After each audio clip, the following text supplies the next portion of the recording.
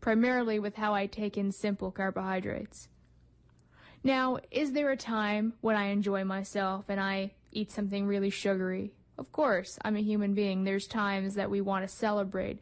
Never, ever on this show will I give out the idea that we just are rigid and we stick to eating this one specific diet all the time. We have a meal plan and we stick to it because that's, once again, that's just not sustainable. That's a change that's too big to make.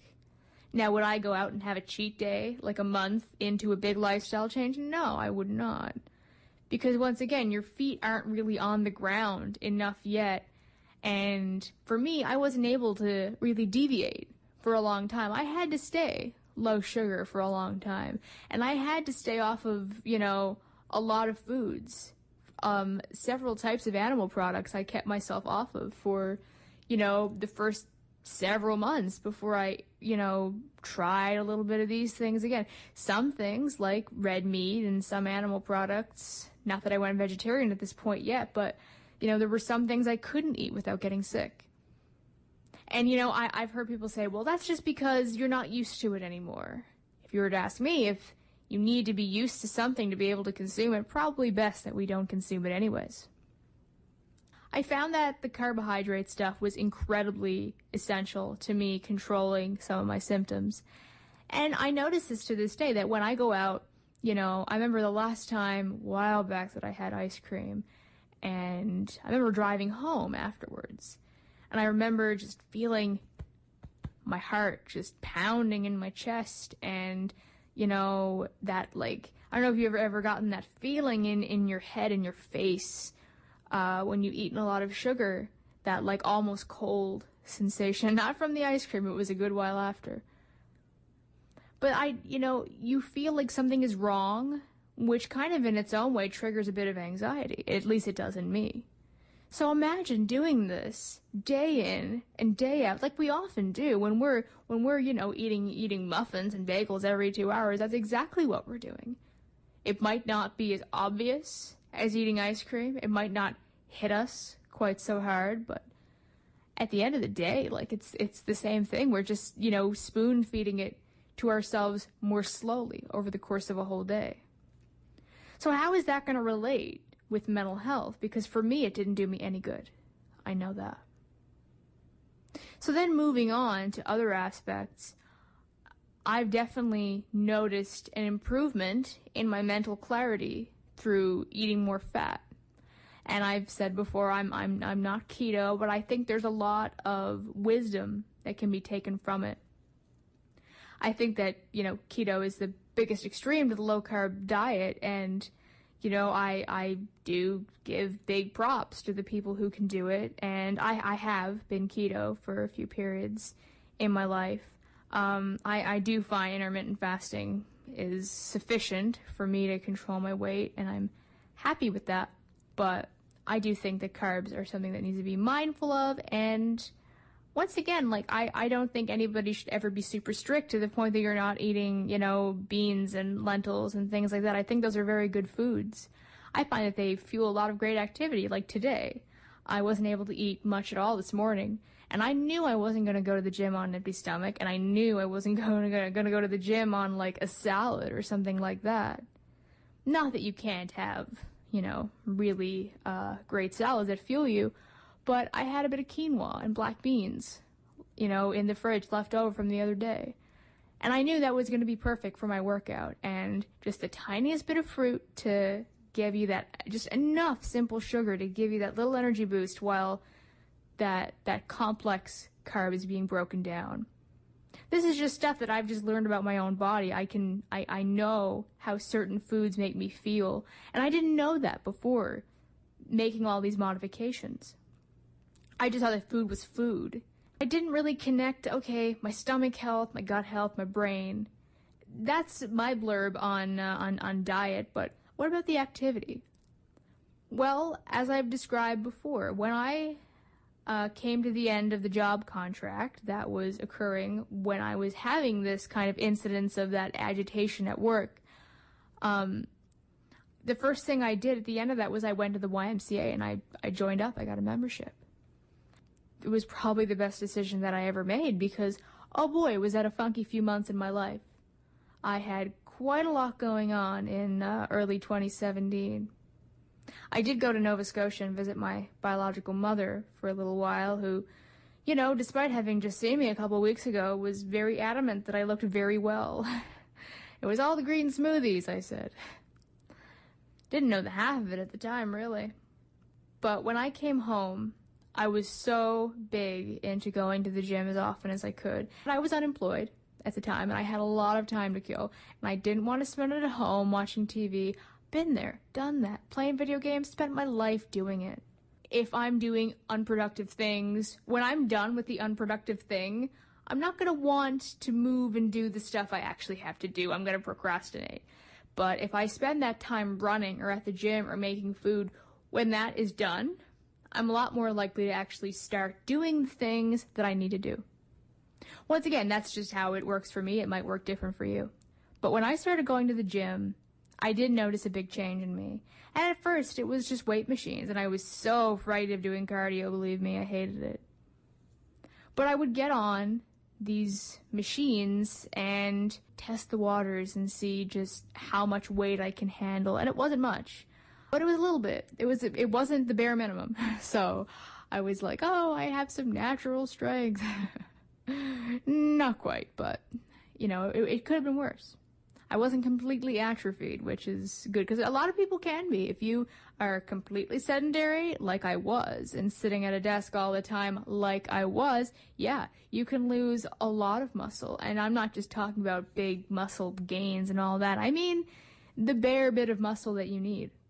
So at this period of time, I was kind of creating my own exercise plan.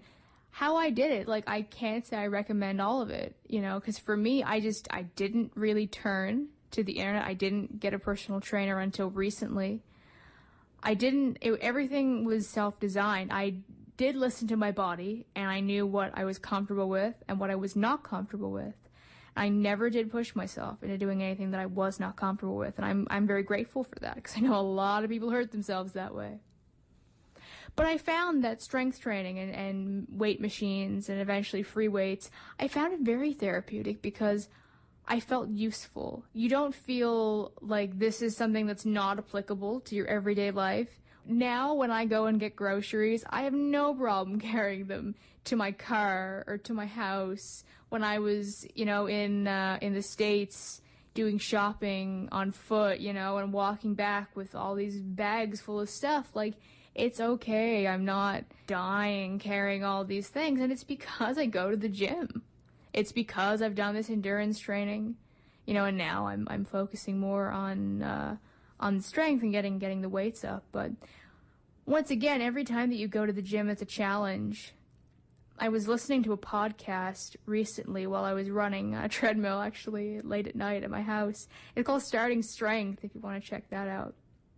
The host of that show, he offered a question. He said, have you ever done a rep that you absolutely knew you couldn't do?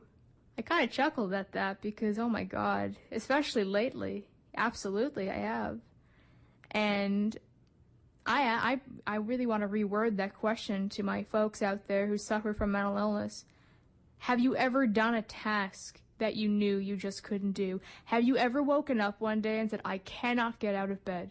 I cannot go and take a shower. I cannot brush my teeth, my hair. I can't wash myself. And then you do those things. Have you said, I can't go to the gym. It's not going to do me any good, and then gone anyways? Have you said, well, no, I'm not cured, but I did leave knowing that I accomplished something? Well, if you said yes to that, then we have something in common. But I know for a fact that you're out there. And if you said no to that question, the day will come when it happens. It sucks. It's hard to tell yourself to do things that you really don't want to do. And you have that paralysis of lying in bed and not being able to move. I understand that. But one day, something that you know for a fact that you can't do is going to happen. And it's going to shock you. It's going to blow your mind. And that's the beginning of everything. Am I ever going to be like, I'm bipolar free. My life is totally fine. I'm cured. No more meds. No. Absolutely not. And I wouldn't encourage any of that for anybody who doesn't have a mental illness either. And a stat that I found particularly concerning was just on the lifespan of people with bipolar disorder. Depending on your type, of course, but lifespan doesn't stay the same. It does tend to go down. And on average, it seems, the particular study I looked at for type 2, it seems like it's about 10 years. Easily 10 years knocked off the lifespan. And for a lot of my life, I really did not think that life was worth living, and I didn't think it was worth sticking around. I figured I was going to have a short life, and that was perfectly okay by me. But these days, I'm not about that. I want to stay around as long as I can. When I have these good feelings and these good experiences, I want to make them last. So with mental health, you really have to look at it not in the sense of I'm going to cure these things, but in the sense that I'm going to do these things when I can, when I have the energy to do them. It might prevent my day from being horrible. It might take my day from being horrible to kind of sucking. And I would rather have a day that kind of sucks than a day that I don't want to wake up in the morning. What you put out is what you get back. And I found in my life that the times that I'm feeling really miserable, that I really push myself to offer that bit of positivity that I don't think I have, that thing that I don't think that I can do, but I do anyways, completely turns my day around. And when somebody sees me smile, they don't know that I'm miserable, but they'll smile back at me. And I'll feel just that tiny bit less miserable for having that minute interaction of smiling at someone and having them smile back. Well, that's this episode of the show. Thank you so much for tuning in. As always, it's been an emotional and revealing episode. Next week, I am hoping to have, actually I do have a guest. I have Jordan Robbins coming on the show, and he's going to talk about strength training. That should be fun, and in the coming weeks, we have several more people coming on the show. I may break it up here and there with a solo show, but we have a lot of great guests coming on, so stay tuned. Also, podcast coming soon. We're looking at, your average, your Apple Podcast, your Google Play, Spotify. I'm going to post stuff about that on my Instagram. I also have a Twitter that I barely use. It's Annii K Health, ANNIIK Health. And for the millionth time, my Instagram, ANNII Gets Healthy. So go follow me there. Send me a message if you have anything to say to me. Look at the things that I talk about in relation to the show if you want updates. And until then, please love yourself, guys. I look forward to talking to you guys next week. Have a great one.